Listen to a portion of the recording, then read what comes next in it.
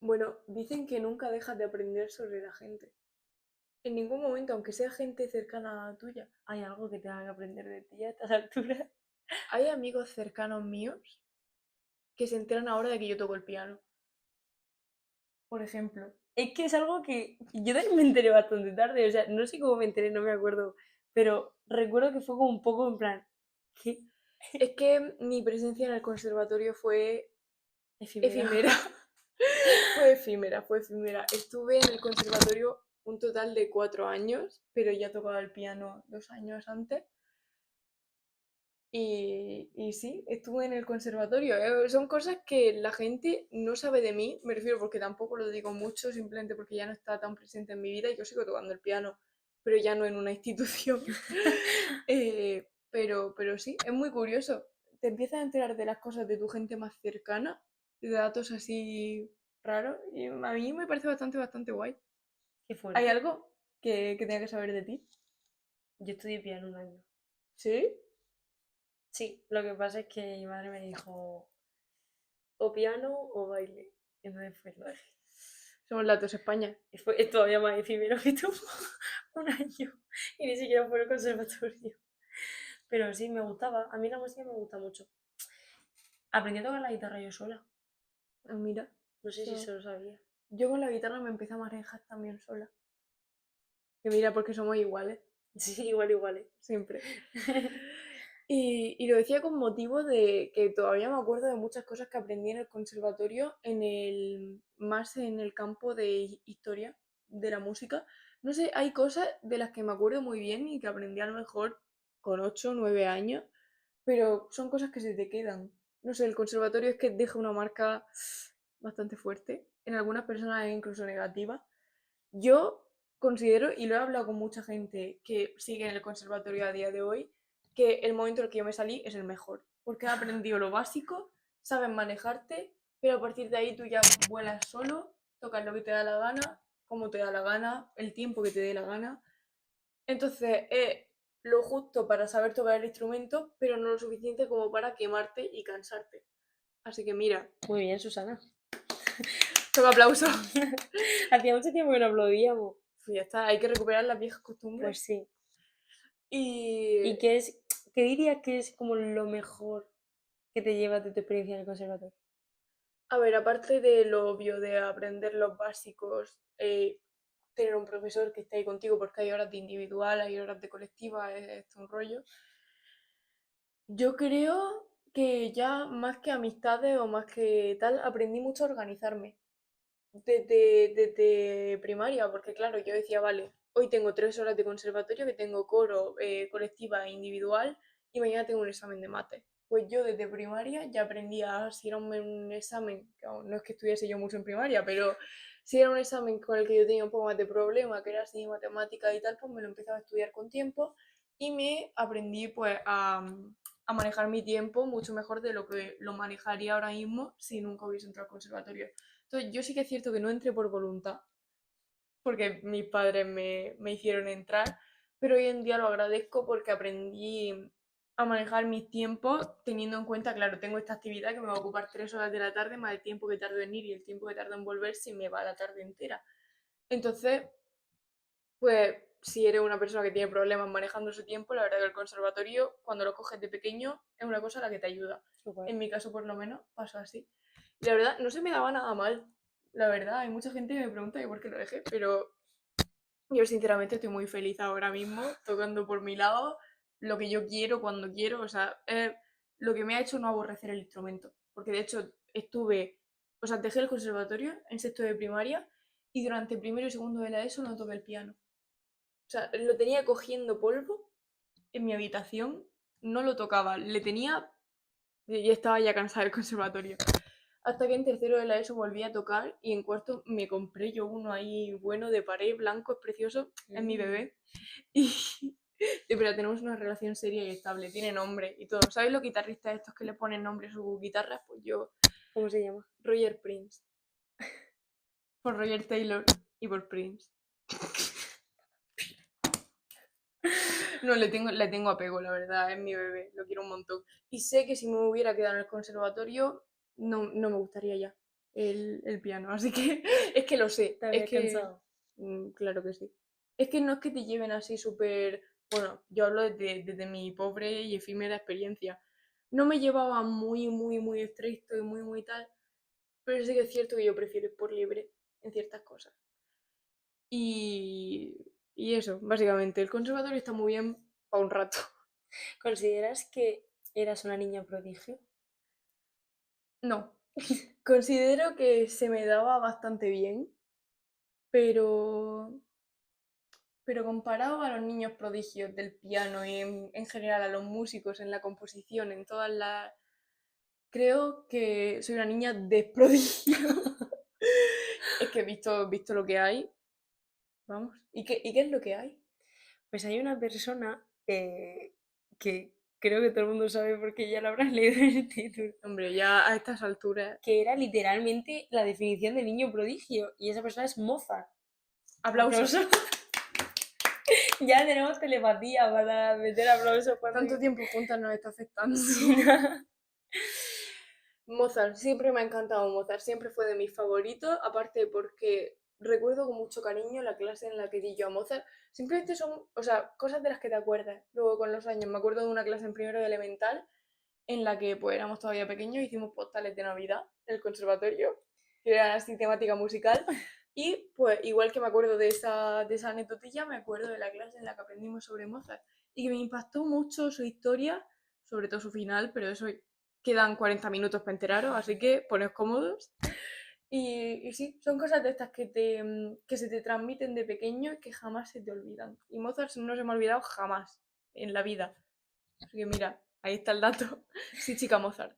Ella es chica Tchaikovsky. Sí, y Strauss también. Hombre. Y va, bueno, Y todos nos gustan. Vivaldi.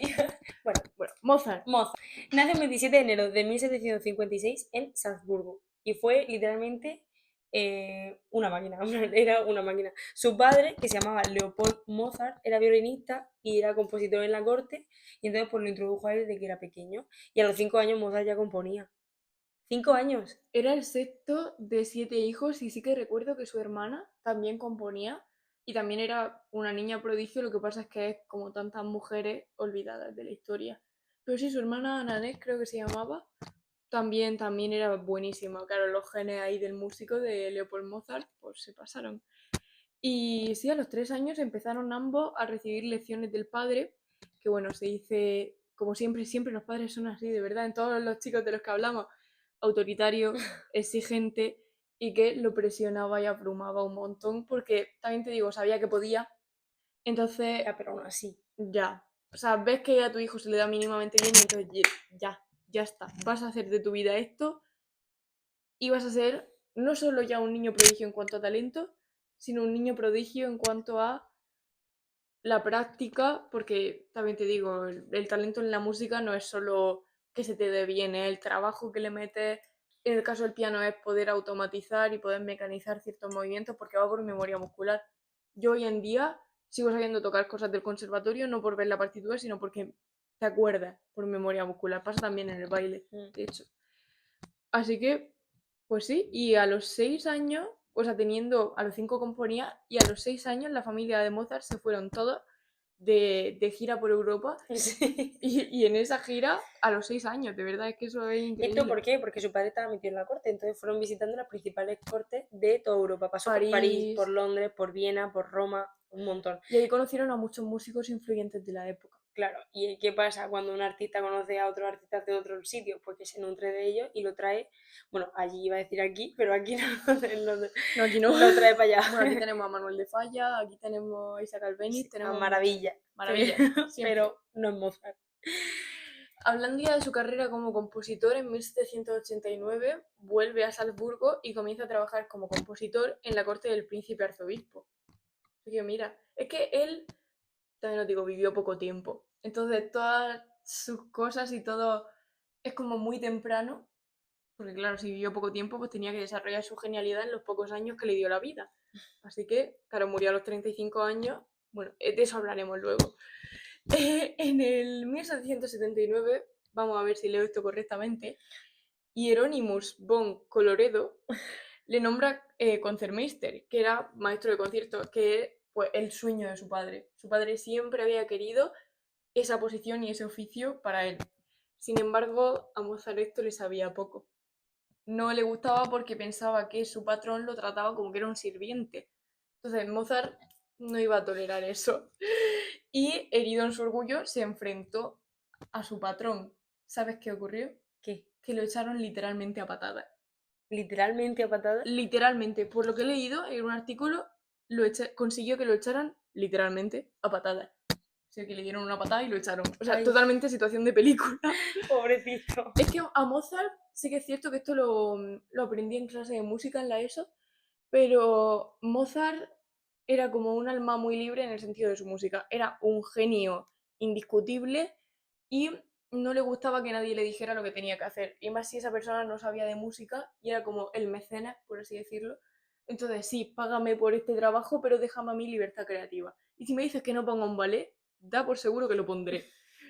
Porque si yo creo que ahí tiene que haber un ballet, lo va a ver, porque yo tengo más visión que tú y hasta es que no le gustaba que aquel que pagaba por el trabajo que él hacía se metiese en las decisiones creativas y tal. Y eso lo puedo entender. Sí. Era un alma libre. ¿Qué pasa? Que a pesar de que fuera tan bueno, porque lo era, al final pues tuvo los problemas de adulto que tienen gran parte de los artistas, y Sí. es una inestabilidad porque su padre no era fijo en la corte. Entonces, claro, como no era fijo, pues todo va y viene, y al final pues el compositor pues también sufrió bastante inestabilidad, y al final pues Lo que hay. Aparte, en el mundo del arte siempre tenemos la misma copla. Pero bueno, en 1781 se muda a Viena, donde se convirtió más en un compositor independiente, ya nadie me va a decir lo que tenga que hacer. Y esto ahí, es como cortarse el pelo, sí, un antes y un o después, voy a cortarse el otro pelo país. o teñirse de rojo. Son los eventos canónicos necesarios. Y pues Mozart decidió, sí, que no me van bien las cosas aquí, pues me mudo a Viena. A hacerme compositor independiente, a que nadie me diga lo que tengo que hacer, y ahí es donde hizo algunos contactos, como pueden ser Haydn o Beethoven. Mira, son buenos amigos para tener ahí en el mundillo. Sí, pero Beethoven ¿Qué pasa con Beethoven? es que es lo contrario a Mozart, el pobrecillo. O sea, Beethoven estaba aquí, encima sordo, estaba aquí, y el pobre Mozart, pues bueno, se sabía que era bueno, pero realmente el reconocimiento tocho vino luego, post mortis. Y tanto, y tanto, y tanto. O sea, en el caso de Beethoven, es que a mí, de hecho, en esa clase de música tan entrañable que tuve cuando era pequeña, es que me lo pusieron así, en contraposición, cómo le fue a Mozart y cómo le fue a Beethoven durante la vida. Claro, en la muerte se han quedado como los dos igual. Si tú vas a la calle Mm, y le dices a alguien de a pie, dime dos compositores, te aseguro que hay un 70% de que te digan Beethoven y Mozart. sí, O, si son un poco más entendidos, Beethoven y Bach, Mozart y Bach. Siempre son variaciones de esos tres nombres sí, en distintos órdenes, pero la cosa es la misma. Entonces se han quedado los dos, sí que es cierto, con mucha repercusión en la música clásica, pero en vida le fue muy distinto, sí que es cierto, a sí, Beethoven y a Mozart. Yo soy chica de Mozart, siempre lo he sí, sido. yo también. Bueno, su estilo.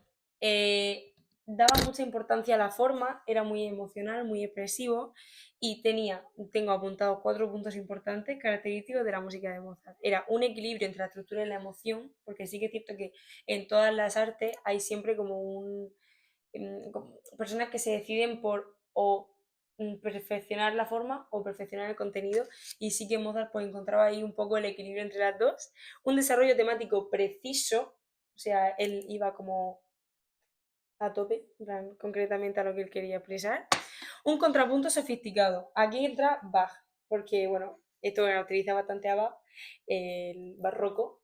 Y entonces, pues, bueno, Mozart, como hemos dicho también, que no para de viajar y no para de conocer y a personas y a estilos nuevos, pues también incluye ese contrapunto sofisticado en su obra. Y por último, una gran naturalidad y belleza, que a priori puede ser contradictorio, porque al final la belleza pues como normalmente se busca a través de la forma, ¿no? Un lenguaje musical pues un poco más elegante, ¿no? Pero fíjate no sé, como Mozart consigue que sea bello pero también sea natural. Eso es complicado. Pero Mozart lo sabe hacer mejor que nadie. Sí. Siempre, todo, en general, en la vida. Sí que es cierto que tengo hombres más protegidos que él, pero es que Mozart, a mí me encanta. El caso. Hablando ya de sus últimos años, que empiezan bastante temprano, porque no vivió mucho el hombre, se casó en 1782 con una joven vienesa que se llamaba Constance Weber. Tuvieron 6 hijos, pero solo 2 de ellos sobrevivieron a la infancia. Así que son de muerte fácil en esta Ay, familia. pobre. Pobrecicos, de verdad, me da mucha lástima.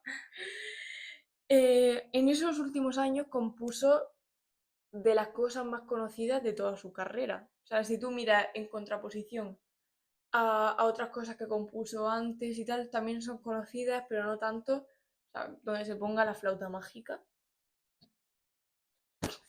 que se quite todo lo demás. Y bueno, y el Requiem. Hay muchas cosas que decir sobre el Requiem, porque es una obra que dejó inacabada. No tuvo oportunidad de acabarla, pero es que es una obra que ha despertado como mucho la curiosidad a lo largo de los siglos por la historia que tiene, porque se dice que se la encargó un hombre vestido de negro desconocido que se negaba a dar su nombre, que por la cara un día le llamó a la puerta y le dijo que le compusiese el Requiem. Claro, luego se reveló que era el enviado de un conde que quería dedicar esta obra a su mujer recientemente fallecida. Pero no es súper irónico y súper retorcido que su última obra fuese un requiem, que es como una pieza funeraria, en definición. O sea, es como, según el artículo que leí, es que fue como que esta visita fue ya la guadaña. Porque fue, escríbeme una pieza que sea una misa funeraria y justo es la última que escribe. Como que ya hay bastantes teorías conspiranoicas, de hecho, porque siempre las hay sobre todos los temas, pero hay quien dice que Mozart de algún modo como que manifestó su propia muerte. Yo no soy de esa opinión, no la comparto porque murió por otras causas de las que luego hablaremos, pero sí que es cierto que hay quien dice, "Uf, manifestó su propia muerte escribiendo una pieza funeraria, aparte en esas circunstancias tan misteriosas de que le venga un hombre desconocido a decírselo". ¿Tú qué piensas de esta De historia? todas formas, también lo guay de esta pieza es que no se sabe con certeza con quién comparte autoría, porque se dice que Mm, fue, no sé si lo voy a leer bien, Susmair, no sé, oh, algo así, su pero, discípulo. pero no se sabe a ciencia cierta, entonces también es un poco, ay, lo siento, me recuerda a la Celestina, que está ahí un poco en pinzas, ¿no? No sabemos con Me pensaba certeza. que iba a decir el Quijote, porque hay una parte que escribe Cervantes y una segunda parte que le quiso hacer El otro Quijote de hombre. Avellaneda, que todo el mundo le echa un poco la culpa a Lope de Vega, Sí, sí, sí. pero al final... Pensaba que iba a hacer esa referencia y yo ya me estaba preparando psicológicamente para volver a escuchar el nombre de Cervantes. No, no lo he hecho, ¿sabes por qué? Porque realmente la parte 1 y la parte 2 del Quijote que se tienen, o sea, de normal, las escribió Cervantes. Por medio hubo otras, y que es cierto que, bueno, La versión alternativa. sí, pero realmente la 1 y la 2 oficiales sí que sabemos que es de Cervantes. Pero claro, la Celestina, Fernando de Rojas, bueno, quién sabe, Es que ¿no? se dice que es como un acróstico. Claro, también se dice que el autor era judío y pues... Pero es que no lo recuerdo ahora mismo, pero que era como una referencia al sitio en el que había nacido y por eso se sabía que era Fernando de Rojas. Sí, bueno, pero es que hay como tantos puntos a favor y tantos puntos en contra para ambas teorías que al final. Y pasamos un poco con el Requiem, ¿no? Que sabemos que parte fue pues, compuesta por Mozart, pero la otra parte. Ah, Es que su mujer, según de hecho he leído, petición del propio Mozart. O sea, se ve que dejó dicho o escrito que quería que alguien acabase ese requiem, porque él era consciente de que no iba a poder terminarlo. Y su mujer ante esto, una vez ya Mozart había muerto, le encargó a ese discípulo que él tenía, que puede ser un discípulo, como que se sobreentiende que iba a tener un estilo así similar y que iba a completar esa obra y ese trabajo con una precisión que otro compositor totalmente independiente no hubiera podido alcanzar. Entonces, sabiendo eso, pues se lo pidió al discípulo. Lo que sí que es cierto es que no me acuerdo de si se sabe la parte en la que corta Mozart y empieza el discípulo. eso yo tampoco lo sé. No, eso no, haciendo memoria de mis tiempos del conservatorio, eso no se me ha quedado.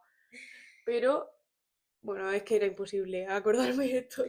De todas formas, hemos dicho que Mozart va a morir con 35 años, pero la obra y la producción que tiene es increíble. O sea, tiene más de 600 composiciones. ¿A cuánto toca eso? Yo no sé. División de dos cifras, un poco. Pues entre las que hay óperas, sinfonías, música de cámara, de todo. Te lo voy a contar. Te voy a contar que tenía Mozart. Voy a ir punto por punto porque no me quiero dejar nada. Primero tenía música sinfónica, tenía 41 sinfonías. Podemos destacar la 40 y la 41. 41 sinfonías. Luego tenemos los conciertos, 27 conciertos para piano. Destacamos el 20 y el del clarinete, el que es K. No, Da igual. Repito eso esto, lo ¿vale? corto. Destacamos el 20 y el que está compuesto para clarinete. O sea, 27 conciertos. Luego, que por cierto, en cuanto a los conciertos, una cosa también muy característica de Mozart es crear un diálogo entre bueno, el solista y la orquesta. Sí, sí. Está súper guay, en plan, en la dualidad esa de uno frente a mucho, el diálogo ese está muy guay. Luego tenía música de cámara, cuartetos de cuerdas, quintetos, sonatas para piano y violín. El Haydn, no sé pronunciarlo, también es bastante famoso. Tenía óperas, destacamos La boda de Fígaro, Don Giovanni o La flauta mágica, como hemos dicho, que bueno, son bastante famosas. Y ya, por último, el Requiem, que ya terminamos en una música más religiosa, más sacra, ¿no? Sí, como que por una vez estás siguiendo las reglas.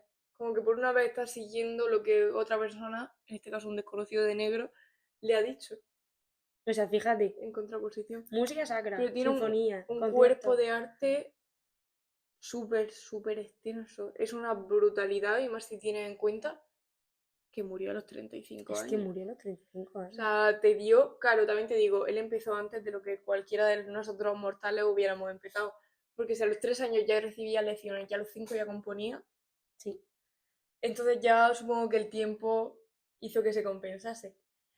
Y bueno, hablando también de teorías conspiranoicas, A ver, vamos a hablar de una que tenía el propio Mozart ya a la época en la que iba a morir.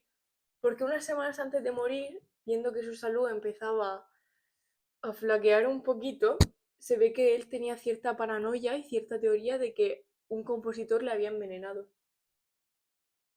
¿en serio?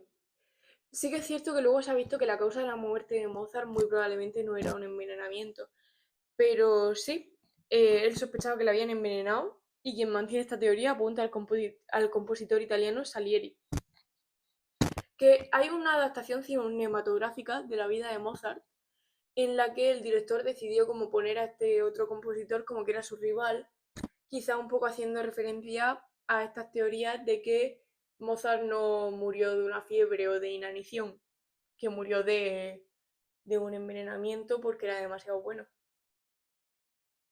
Envenenarte, referencia enorme. Mozart anticipó este podcast. Precursor, totalmente.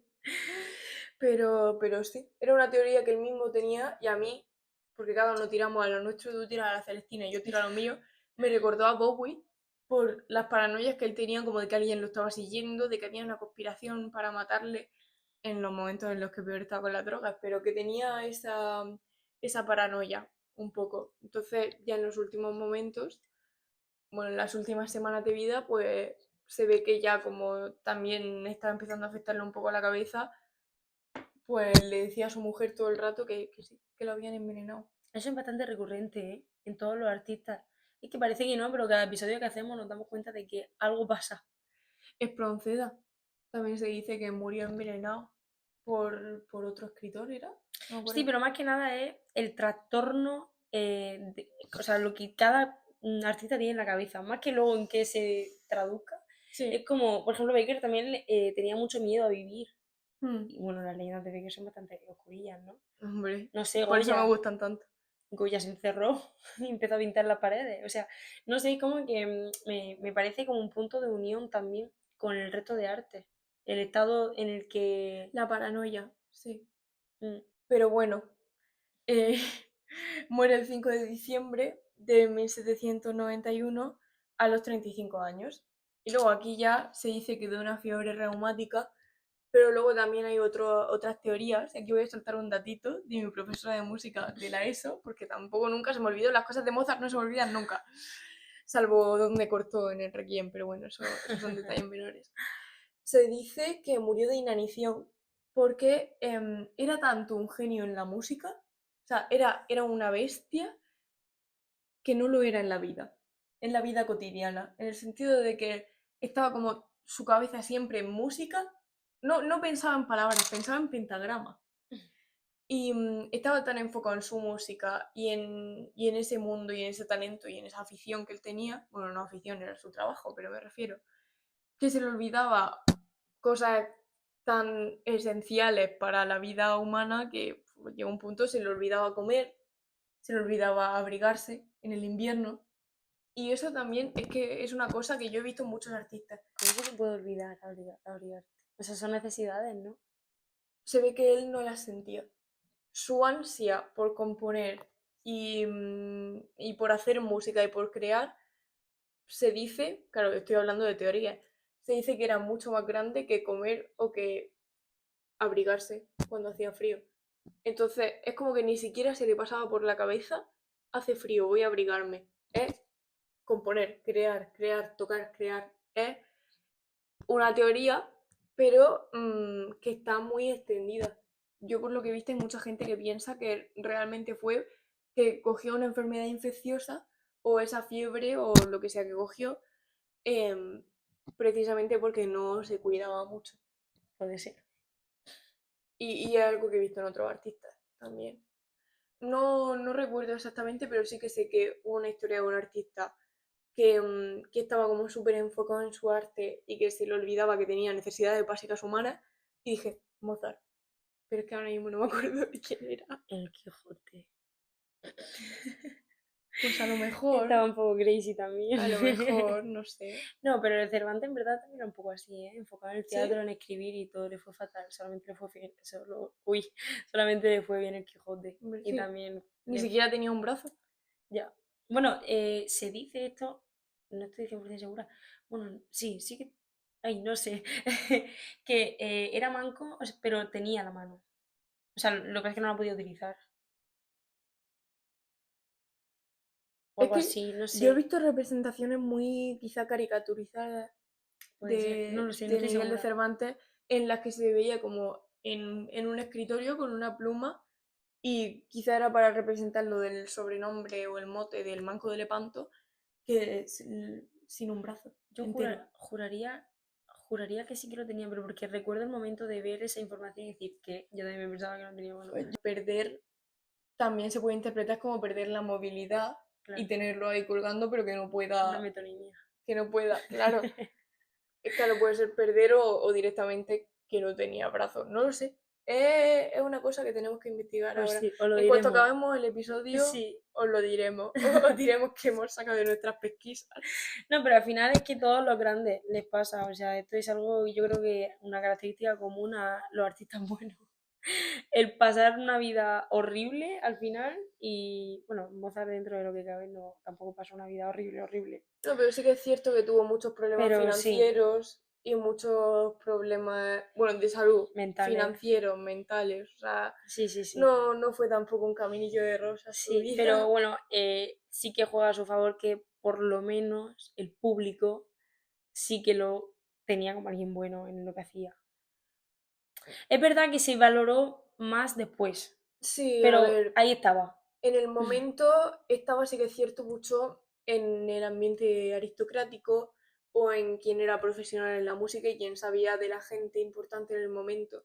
Pero realmente Mozart, pobretico mío, es que, este también es otro dato, murió totalmente en la penuria, en la más absoluta pobreza. O sea, es que, y de verdad tú escuchas algo de él y dices, ¿cómo este hombre pudo morirse siendo pobre? Ya. Y Pero encima está murió. enterrado como A en... ver, su muerte, en primer lugar, solo fue noticia para los círculos de aristocracia que lo contrataban y los profesionales de la música. los interesados. Se dice que a su entierro no fue prácticamente nadie y que se le enterró en una tumba comunitaria, en el cementerio de San Marx en Viena, sin que hoy en día se sepa siquiera el lugar exacto. O sea, es un Lorca. Sí. Bueno, sí que es cierto que se sabe que en una Más o tumba menos, comunitaria sí. de ese cementerio, igual que se sabe el camino de Biznar al Facar en el caso de Lorca, pero no hay un sitio fijo donde llevarle flores a Mozart. Es Y es fuerte, es muy... muy injusto. Es triste. A mí me, Sí. me produce activa tristeza porque, ves, claro, allí está la comparación con Beethoven. Beethoven tuvo un entierro multitudinario. Ahí no cabía ni un alfiler. Eso era porque todo el mundo pues lamentó la pérdida de ese grande de la música. Y sin embargo, en el caso de Mozart, pues estarían el cura y el que tenía que cavar el hoyo. Poco más. Sin embargo, sí que inspiró a un montón de compositores, ¿eh? Porque Beethoven fue uno de los que se inspiró en Mozart. Chopin, Schubert, toda esta gente se inspiró en Mozart también. Y a mí me da un poquito de pena porque se reconoce, en plan, es el arquetipo de niño prodigio, ¿sabes? Y me da un poco de pena la parte de que es verdad que es bueno, pero trabaja, ¿sabes? Y es como, las cosas no vienen del cielo, por mucho que a ti se te dé bien hacer algo, bueno, una suerte, ¿no? Un talento es una suerte al final, pero eso no quita que te lo hayas currado, ¿sabes? Y a Mozart se le tiene un poco de, sí, es que era un niño prodigio, por eso tiene cosas tan buenas, no, porque Mozart también se lo ha currado, vamos a ver, o sea, vamos a llamar las cosas por su nombre. Y Mozart pasó por una relación mala y tensa con su padre, que como ya hemos dicho, cuando él era niño exigía un montonazo de él, para así pasar a ser un adulto que tuvo muchos problemas financieros, que tenía problemas como acatando órdenes, que eso en cierto modo es bueno, porque quizá si se hubiera dejado llevar por lo que sus patrones le decían que tenía que hacer, pon un vale aquí, no, en esta parte hazla de otra manera, lo que sea, no tendríamos las obras Mozart 100% auténticas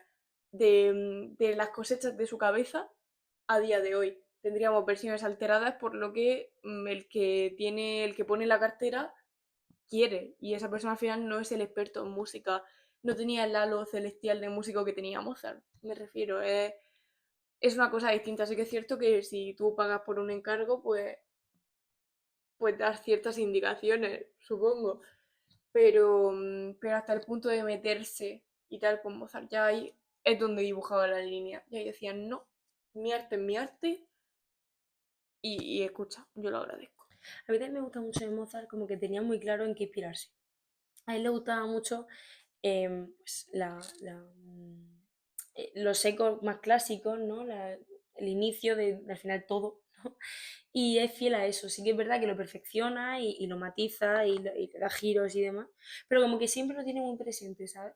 Y me gusta también mucho porque también se tiene como un debate filosófico. O sea, se supone que Mozart despertó este debate en, bueno, y que sigue hoy en día, y es que a través de estos modelos como más clásicos, como he dicho antes, busca un equilibrio entre la belleza y la naturalidad, ¿no?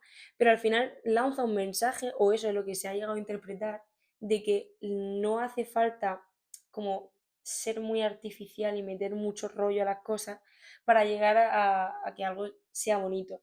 Entonces, pues está un poco el debate este de si Mozart lo que quería transmitir con su obra era pues eso, como que era algo mundano. La belleza era algo al que se podía alcanzar y que pues estaba como un poco, era inherente a nosotros. ¿A ti qué te parece eso? ¿Tú qué opinas? Yo siempre opinaré bien de Mozart, pero esa parte concretamente me gusta mucho. Porque es como, también hay cierto factor, aunque no lo parezca, de clase. Es como, sí, que las cosas simples, o entre comillas, las cosas pobres, también pueden alcanzar la belleza. Mm. Así que mira, ahí está eso. Y también que el hecho de que sea bueno en cuanto a la técnica o lo que sea, no te exime de hacer bien un trabajo, en este caso musical, ¿no? Que por mucho que bueno, pues que tú hagas giros así tan perfectos y demás, puedes transmitir. O sea, no enfoques toda tu atención a hacerlo, pues eso, un poco más mm, plausible. Las composiciones de Mozart es que aparte de sencillas y bonitas al oído, eran un poco misteriosas. Porque quieres saber un dato curioso de Mozart, A ver, sorpréndeme. pues que era masón. ¿Qué? Mozart se unió a la masonería, creo recordar, en 1785, concretamente a la corriente más como humanista del movimiento o del grupo, por así decirlo. Sí, a la corriente más racionalista en contraposición a la ocultista de los masones que todos conocemos. Muchas de sus obras, de hecho, incluyen temas o símbolos como de carácter masónico, como por ejemplo en la flauta mágica creo que aparece como el número 3, que según he investigado es como el número de perfección para los masones. Se dice que su música se usaba en rituales masónicos ¿En serio? ¿Esto es verdad?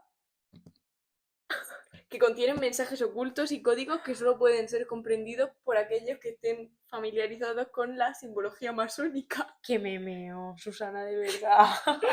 Claro, formaba parte de como de esta sociedad secreta. Bueno, no es que fuera secreta los masones, pero pues sí. Pero no, Mozart era masón. no. Titular, título de... Mozart masón. Qué fuerte, ¿eh? Sí, No le sí. pega. Y se dice que en sus rituales masónicos que hacían, pues se usaban cosas de Mozart porque tenía como donde tú o yo escucharíamos música, sin más. Los masones escuchaban ciertas secuencias o ciertas cosas que tenían un significado, supongo, especial para los masones y que eran propias de ellos. Entonces es como que al oído público era simplemente música clásica, ok, bonita, pero para los masones era así. Ese es nuestro himno, ese es nuestro... Era un discurso encriptado. ¡Qué Se ve que sí. fuerte! Es que Mozart, ahí donde lo ves, está lleno todo de teorías conspiranoicas, desde la parte del requiem, luego que lo envenenaran, luego lo de que se le olvidaba comer, luego lo de los masones. Bueno, según me consta, lo de los masones no es teoría conspiranoica. Objetivamente se unió a la parte racionalista y humanista de ese grupo. Luego ya, yo, no sé tú, yo todavía no estoy en un ritual de los masones.